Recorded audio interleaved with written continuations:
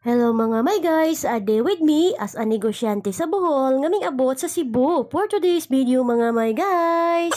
Napa-order jud ko og gadget mga my guys kay tungod aning aftershock wa gyud magpadayon ng among klase diri sa Cebu. Unya kay ang teacher kay nagsige man og padayon og hatag sa task sa mga bata. Unya karon kay wala may magamit ang akong bata para sa iyang online class. Elementary pa hinon ang akong bata mga my guys pero gamit kay sa ngatanan nila ang cellphone. Kay pareha aning naay mga ansironon isend raman sa GC mga my guys nya unsao man na og dili nimo ansiran mabihay nang akong anak. Mao ginay pagaingnon mga my guys nga banat inahan samtang makaya pa nimo. Anyway di ay mga my guys comment down below kung kinsay nakaila ani nga gadget kay sa ako ang nahibaw-an nakalimot jud ko ani mga my guys kung unsa ni siya nga gadget. Kay sa online raman ko din ako siya na order niya mayo na laman gani kay dili siya scam tinuod dai pag-abot dayon giablihan din sa ko ang Paris kay na excited siya nagtan-aw. Ang akong anak undang akong pa-unboxingon aning gadget nga akong nakuha sa online mga my guys unya kay tuwa man siya sa gawas nagdula-dula man siya ng takyang-takyang o uso pa ba sa inyong lugar ang takyang-takyang mga my guys. Unya karon nalilian sa kuang bata nga nakakita siya sa aming abot nga gadget mo tong mindali-dali dahil siya nagsuot sa tindahan. Makalipay ba ya mga may guys sa reaction sa akong bata nga excited kay siya nagtan-aw sa gadget nga iyahang natanawan. Nibukapin ra ba yan na akong palit mga may guys na order na ko na siya sa online. Unya karon open na nakulbaan pagid ko kay dugay kay sa nga tanan ning andar gikatawan ko sa kuang Paris kay basin jud ko